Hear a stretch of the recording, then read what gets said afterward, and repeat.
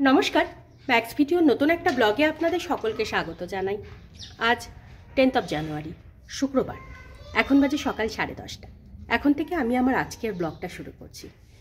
আজকে সকালে তুলতুল ঘুম থেকে ওঠার আগেই তুলতুলের বাবা ও বাড়িতে চলে গেছেন। আর প্রতিদিনের মতন আজকেও তুলতুল ওই 9টা 15-20 নাগাদ ঘুম থেকে উঠেছে। আর ঘুম থেকে ওঠার পরেই বাবার খোঁজ। তবে আজকে একবারের জন্য আমাকে বাবার কথা জিজ্ঞাসা করেনি, কারণ ঘুম থেকে ওঠার পর দেখেছে বাইক নেই, এ ঘর ও ঘর দেখেছে, বাবাকে দেখতে পায়নি। তো ও বুঝতে পেরেছে যে বাবা ও বাড়িতে চলে গেছে। আর আজকে বিকেলে যেহেতু আমরা ও বাড়িতে চলে যাব, তাই সকাল থেকেই চরম ব্যস্ততা। সকালের অধিকাংশ কাজকর্ম কমপ্লিট হলেও এখনও বেশ কিছু কাজ বাকি আছে। তুলতুলকে এই 15-10টা নাগাদ ব্রেকফাস্ট করিয়ে দিলাম। দুধওয়ালা দাদা এসেছিলো। দুধওয়ালা দাদাকে এই কদিনের যে টাকাটা হয়েছিল সেটা পেড করে দিলাম। আর এই ঘরের বেডশিট এগুলো সব চেঞ্জ করে এই বেডশিটটা দিয়ে পুরো ঢাকা দিয়ে দিয়েছি। তবে ঢাকা দিলেও কোনো লাভ নেই, ওই যখনই থাকার জন্য আসা হয় 4 দিন 5 দিন এই পরিষ্কার করতে করতেই চলে যায়। এত ঢাকাঢুকি দিয়ে রেখে যাওয়ার পরেও কোথা থেকে যে এত ধুলো হয় কি জানি। এখন বাজে 11:30, আর তখন সকালে যে সমস্ত কাজকর্মগুলো বাকি ছিল সেগুলো সব সেরে মাইক্রোওভেনের ওপর কিছু মশলাপাতি রাখা ছিল, সেই মশলাপাতিগুলো গুছিয়ে ব্যাগে ভরে নিয়েছি। সিঙ্কে কিছু বাসনকুসন ছিল, সেগুলো সব মেজে ধুয়ে রেখে সিঙ্কটা পরিষ্কার করেছি ঠিকই, তবে দুপুরে যখন রান্না করব তখন তো একটু নোংরা হবেই। আর অ্যাকোয়াগার্ডের প্লাগটা খুলে রাখলাম। এই ছোটোখাটো কত যে কাজ থাকে, গোছাতে গোছাতেই প্রাণ অষ্টাগত। আর রোদ থেকে এই কম্বল চাদর এগুলো সব তুলে এনে ভাঁজ করে রেখেছি, কিছুক্ষণ থাকুক, তারপর আলমারিতে তুলে রাখবো। আর এবার ওই যে গতকালকে রাত্রে বলছিলাম 2-1 প্রতিবেশীকে পেঁপেগুলো দিয়ে আসতে হবে, তো সেগুলোই দিতে যাব। তুলতুলের স্নানের জলটা ততক্ষণে গরম করতে দিই, ততক্ষণে স্নানের জলটাও গরম হয়ে যাবে।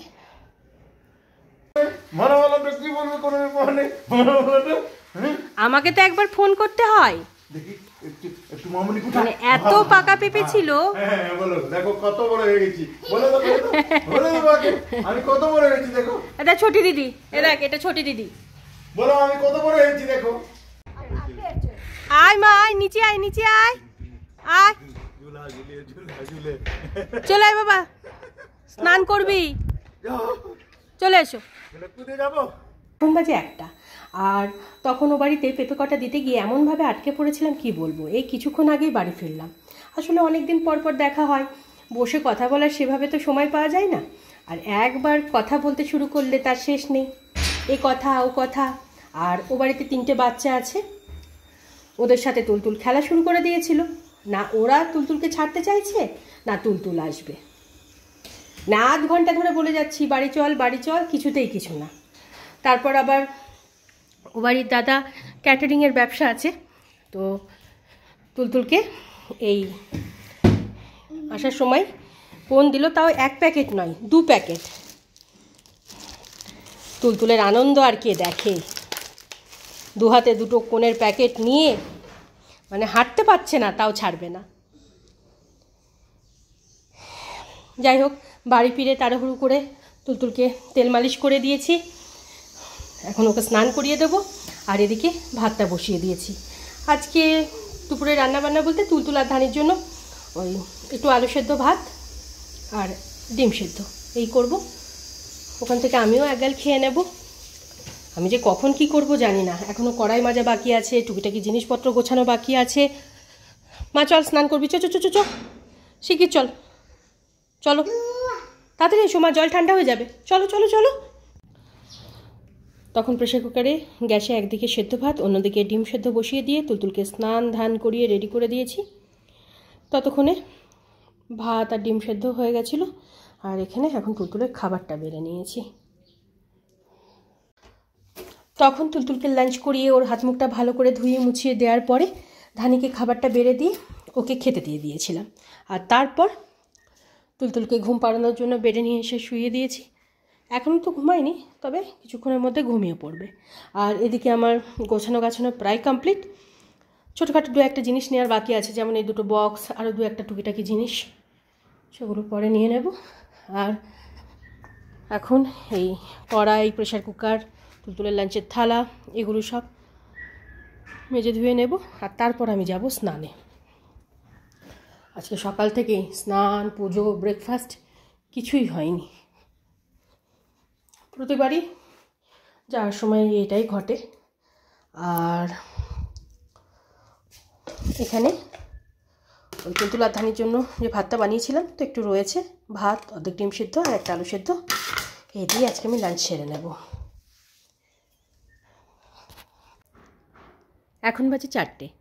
আর তখন বাসন কুসনগুলো সব মেজে ধুয়ে রেখে আরও বেশ কিছু কাজ ছিল, সেগুলো সব সেরে তারপর আমি গেছিলাম স্নানে। স্নান করে পুজো সেরে এই কিছুক্ষণ আগেই উঠলাম। তুলতুল এদিকে ঘুমিয়ে পড়েছে। আর এবার আমি লাঞ্চটা সেরে তারপর রেডি হব। তখন আমি লাঞ্চ করে লাঞ্চের বাসনটা মেজে ধুয়ে রেখে স্কুটিটা ঘরে তুলে এখানে যে বক্সগুলো ছিল সেগুলো সব গুছিয়ে ব্যাগে ভরে নিয়েছি। আরও দু একটা ছোটোখাটো জিনিস নেওয়ার ছিল, সেগুলো সব নিয়ে নিয়েছি। এবার তুলতুলকে ঘুম থেকে ওঠাবো। ওদিকে অটোওয়ালা দাদাও চলে এসেছে। আর কিছুক্ষণের মধ্যেই আমরা এ বাড়ি থেকে রওনা দেব। আমরাও তো যাচ্ছি ধানি, কেন ভয় পাচ্ছিস?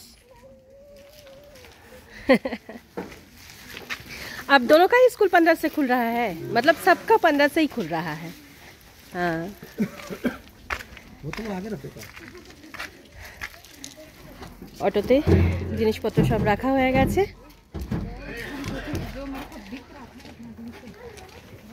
ঠিক করে বস মা, গাড়ি ঘোরাবে তারপরে না বসতিস, অটো দেখলে হয়।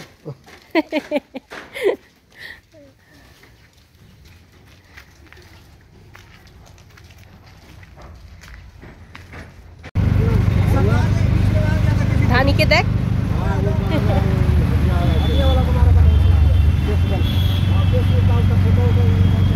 কেমন করে বসে আছে দেখেছিস?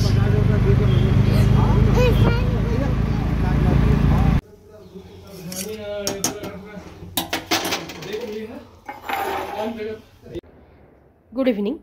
এখন বাজে 6টা। আর আমরা এই 5টা 5:10 নাগাদ এ বাড়িতে আসলাম। ঘরে এসে ব্যাগপত্রটা রেখে অটোওয়ালা দাদা আর আমাদের কন্ট্রাক্টর দাদা, তুলতুলের বাবা, সকলের জন্য একটু চাটা করে দিলাম। এতক্ষণ বসে সবাই কথাবার্তা বলছিলেন, এই সবে মাত্র ওনারা গেলেন। আর এবার আমি তুলতুলকে দুধটুকু খাইয়ে তারপর ব্যাগ থেকে সমস্ত জিনিসপত্র বের করব। এখন বাজে 9:15। আর সন্ধ্যাবেলা তখন তুলতুলকে দুধটুকু খাইয়ে আমি হাত মুখ ধুয়ে ড্রেসটা চেঞ্জ করে সন্ধ্যা দিলাম।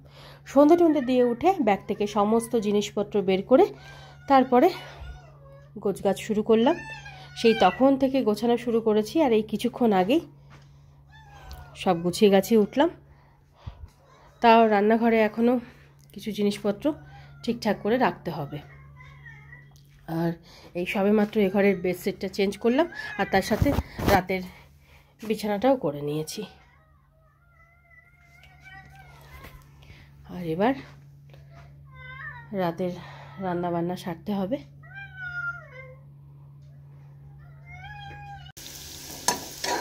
এখন বাজে 9:15। আর এদিকে তুলতুল আর ধানির জন্য রুটি করে দুজনের রুটিটা গরম জলে ভিজিয়ে রেখেছি। আর আমার তুলতুলের বাবার জন্য প্রেশার কুকারে ভাত হচ্ছে। ভাতের মধ্যে একটু আলু আর তুলতুলের বাবার জন্য একটা ডিম সেদ্ধ দিয়ে দিয়েছি। আর এখানে আলু ফুলকপি ভাজা হচ্ছে।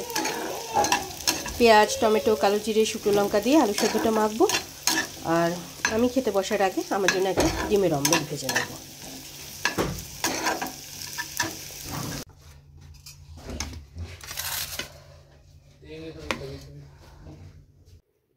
এখন বাজে 12:15। আর তখন রাতে রান্নাবান্না সেরে ওদের 3জনের খাবারটা একসাথে বেড়ে নিয়েছিলাম। গতকালকের মতন আজকেও 10:30 10:35 মধ্যে ওদের 3জনেরই ডিনার কমপ্লিট হয়ে গেছিলো। আর ডিনারের পর তুলতুলের প্রতিদিনের যে কাজগুলো থাকে সেগুলো সব সেরে ও বাবার সাথে শুয়েছিল। তো আমি ভাবলাম মাঝে মাঝে তো বাবার সাথে ও ঘুমিয়েও পড়ে গল্প করতে করতে, খেলা করতে করতে। তো বাবার কাছে শুয়েছে, ঠিক আছে, আমি ততক্ষণে রাতের কাজগুলো সেরে ডিনারটা করে নেব। কিছুক্ষণ পর দেখলাম বাবার সাথে এমন গল্প আর খেলা শুরু করলো, ঘুমের কোনো লক্ষণ নেই। তুলতুলের বাবা বাহানা করে চলে গেলেন। তারপরে আমি আসলাম ওকে ঘুম পাড়াতে। আমি যেই আসলাম আমার সাথেও শুরু করে দিল খেলা। তো যাই হোক, খেলা টেলা গল্প টল্প করতে করতে মোটামুটি 11:30টার মধ্যে তুলতুল ঘুমিয়ে পড়েছে। তবে বাবার সাথে যেভাবে খেলছিল, বাবা যদি তখন উঠে না যেত তাহলে যে আজকে কত রাতে ঘুমাতো তার ঠিক নেই। আর এবার মশারিটা টাঙিয়ে দেব। আর আজকে সকাল থেকে আমার যা যাচ্ছে না, মানে সেই সকালবেলা থেকে শুরু হয়েছে দৌড়ানো, এখনো পর্যন্ত চলছে, বিশ্রামহীন। কোমর পায়ের আর কিছু নেই। অবশ্য প্রতিবারই এরকম হয়, যখন মানে যেদিন এ বাড়ি থেকে ও বাড়িতে যাই সেদিনকেও তাই, আবার যেদিন ও বাড়ি থেকে এ বাড়িতে ফিরি সেদিনকেও তাই। মানে যাওয়ার দিন আর ফেরার দিন, এই দুটো দিন খুব খাটাখাটনি যায়। আর আমাদের ধানি মহারানী এখানে শুয়ে আছে, ঘরে যাবে না। আবার মানে যেহেতু এখন আমি এদিকে কোনো কাজ টাজ করবো, তাই এখানে শুয়ে আছে। তারপর যখন এই লাইটটা অফ করে ঘরের ভেতরে যাব তখন আবার যাবে। যতক্ষণ এখানে কাজ করব ততক্ষণ এরকমভাবে পড়ে থাকবে। আমার রাতের কাজকর্ম প্রায় কমপ্লিট, একটা দুটো কাজ বাকি আছে। তবে তার আগে ডিনারটা সেরে নেব। ভাত তো ঠান্ডা হয়ে গেছে, ওটা একটু গরম করে নেব। আর এখানে ওই কালো জিরে, কাঁচা লঙ্কা, পেঁয়াজ আর একটা শুকনো লঙ্কা ভাজা দিয়ে আলু সেদ্ধটা মেখেছি। আলু ফুলকপি ভাজা আছে। আর আমার জন্য একটা ডিমের অমলেট ভেজে নেব।